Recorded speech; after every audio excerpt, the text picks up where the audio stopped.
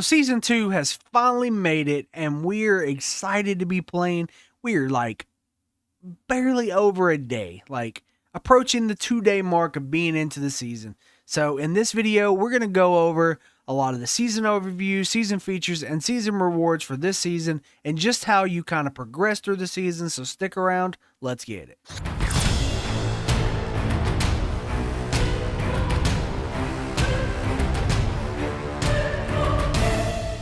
Welcome back to CO Gaming, and today we are talking about Season 2, The Icebound Oath. And we're just going to kind of go over some of the stuff that is included in this season, kind of take a look at the general map and just how the objectives play out. So we're going to kind of start off with the things that we already know. So the only thing that's really changed as far as rewards go is instead of a regular dragon, you get a frost dragon. New behemoth, always fun, but everything else is exactly the same. Nothing has changed at all, so we're not even going to start to cover all of that mess. As far as the season features go, it's a new realm, which of course we get a new map, which is very exciting, really good for the game. The land of Beleriand lies west of the Eternal Sea. For thousands of years, the Dwarven Kingdom of Cadwallader has ruled over the land.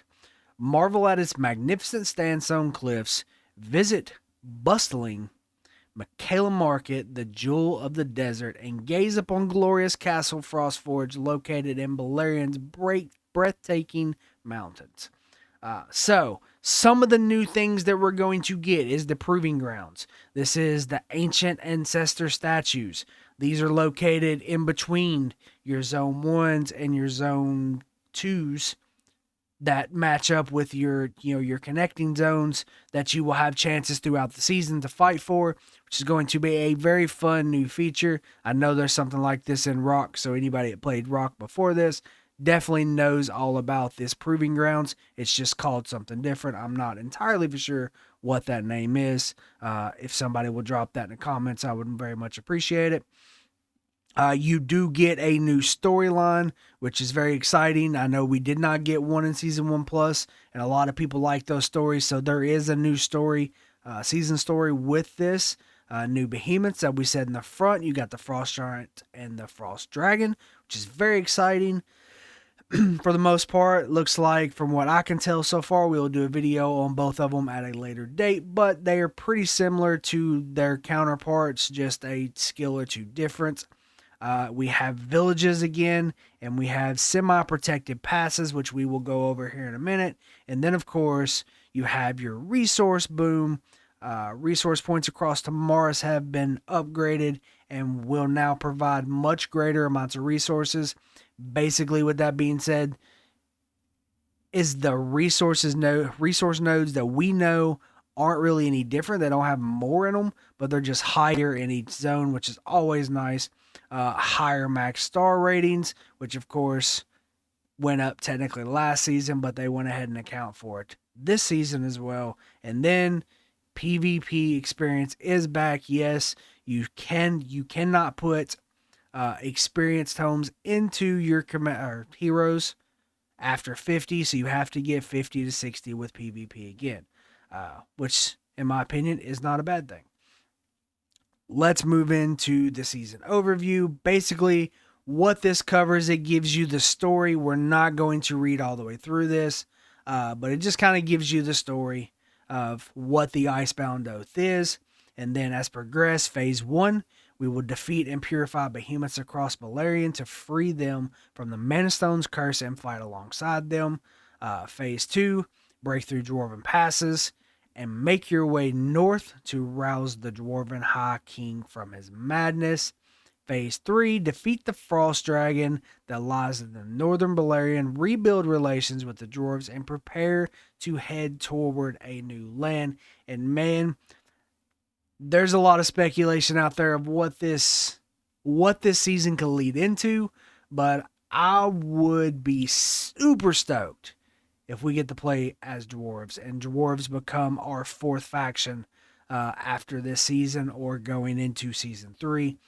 As always, your season reset is pretty much exactly the same. Still, the one thing that has yet to actually be added here is pet levels, which I think is very nice. You don't have to worry about doing that every season, so that's something to look forward to. But as of right now, they are not listed on here. So that being said, we're going to kind of jump into the progress of this season and how everything goes. So for the most part, the objectives are pretty much exactly the same. There are a few differences. Your first couple, you start off with, Alliance core fortresses, killing 80,000 dwarf patrols, and then, of course, getting the giant bear lair by the end of the countdown. And this one is destroy 20 level 3 Darkling forts, occupy your Frost Giant, and then level 1 passes open by the end of that countdown.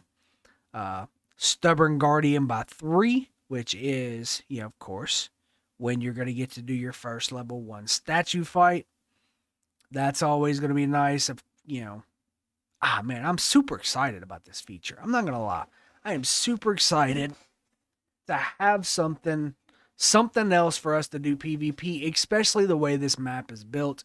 Zone 1 and Zone 2 are going to be extremely boring unless somebody was to drop on you in your zone. So these statue fights are going to provide us with some early PvP with our neighboring Zone 1s. But moving ahead, level 2 passes are now officially open. And then the Thunder Rock opens up at the end of this. But you just pretty much got to, occupy that level 2 pass, which is going to take you into Zone 2. And then by this, you got to get the 2 Thunder Rock layers. And then, of course, 25 level 4 Darkling forts, level 3 pass,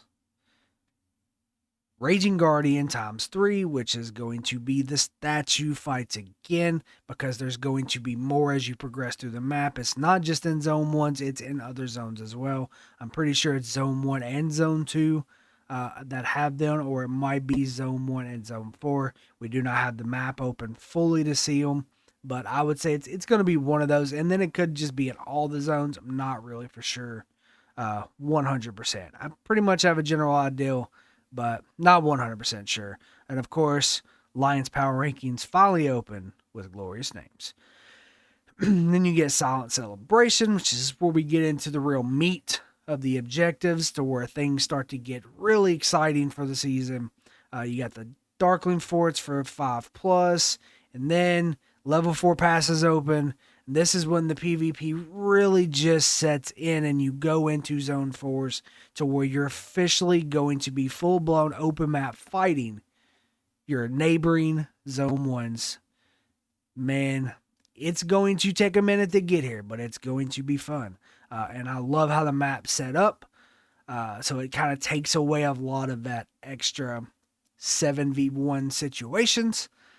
Moving forward, merits, get that 25k merits during the quest period.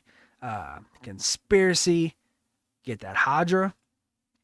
And then you're going to be doing the level 6 Darkling Forts. Salvation unlocks Necro Giant. You got to take that Necro Giant. Your city must reach level 25 in this countdown. I'm pretty sure not everybody has city level 25, but most of us do that spend any type of money. Of course, you're free to plays. Some of them are still not there yet, which is completely fine. Level 5 passes open up, and then bam, all zone 1s have access to Zone 5 for the giant, or the dragon. Dragon. For the dragon. And man, that can be super exciting. I'm so excited to guarantee every Zone 1 gets into the dragon. I love this feature. It's going to make those fights so much funner. Man, I can't wait. 35k merits. Light barrier, dispel 100,000 mistiles, no problem. Then we're going to do the 20 level 7 Darkling Forts, Winter's King. Your alliance must occupy a Frost Dragon. Can't wait. Might not get it, but it will be super exciting just to see this thing. And then you have 2 left, a worthy claim, which is level 5 passes. You occupy 2 of them, which we will explain in a minute. And then the magma daemons.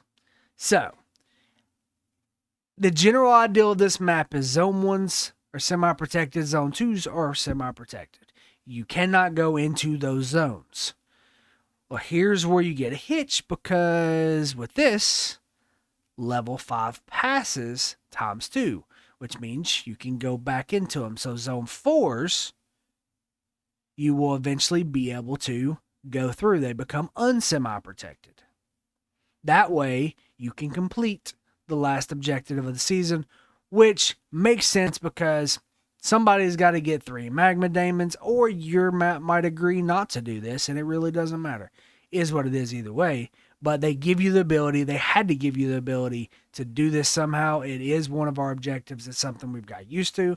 So, you're going to lose your semi-protected on at least, one of your zones that you would normally have. That's going to allow other people in there to try to take those magmas from you. Just plan for it. Be ready for it. Get the heads up. Know that it is possible that somebody can break into your zone at a later date in the season, just so you know. That being said, that is the last objective. We're going to jump out. Let's go take a look at the map. So we started in Scalera. To the right of us is Orion. And then in the other spot here in the middle is Inugod. And then you got Crozon up here.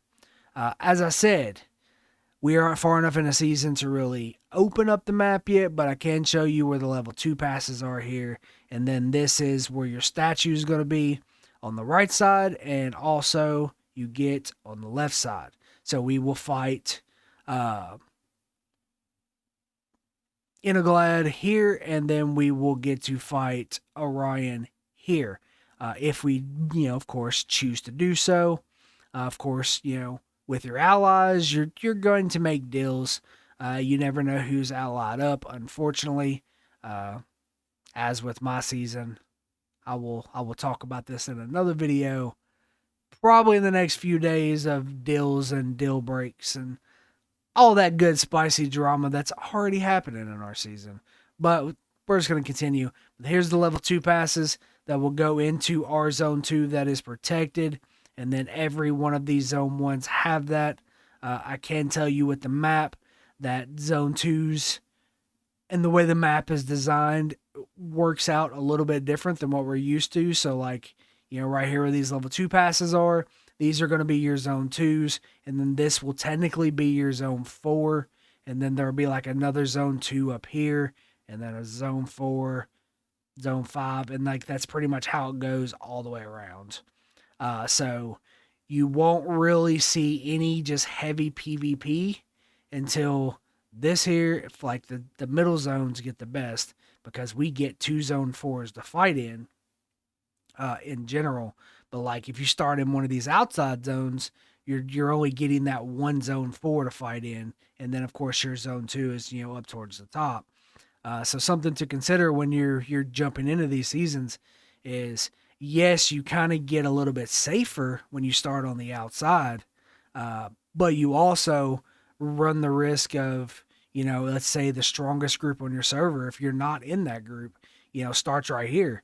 Well, if you just get ran over in zone 4 because nobody can come help you, unless, they're willing to resurge early to be able to do so, you're stuck fighting that group by yourself. So you might not get to PvP until zone 5 and, the final zone. Something to consider when you're choosing this. Make your friends, keep your enemies close. Know where everybody is. It's going to be just fine. But yeah, that's pretty much how that works. And that's pretty much the gist of the season. I think the way they did the map is extremely well. I like it. I like how they did it. It's still to be seen on how boring certain parts of the season are, but at the same time, I like how they did the map.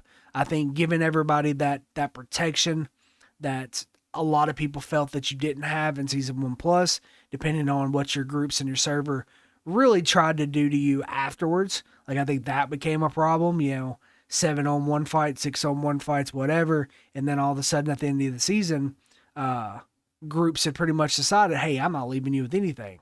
I mean, like in our season in particular, man, we had a group, the biggest, or the winning group on our server tried to basically use a shell that was inside of our zone 1 just to come in and kick us out of zone 1 so we didn't have anything. Just a random shell. Didn't work, but they were this close, man. This close. But, that's just the way it goes. You get protection. And that's what I like about this map. I think it could be really good, but I also think it could really slow up PvP. It can make certain parts of PvP very boring, for periods of the season. But at the same time, it gives everybody a chance to truly learn this map and have a lot of fun. So that's my advice for you. Have a lot of fun with this season. Go tear some people up. Get your merits and just enjoy the game for what it is. But with that being said, we're going to wrap this video up. Be sure to turn that bell on for future notifications. Hit that like button. Smash it. Subscribe to the channel if you enjoy my content. Until next time, CO out.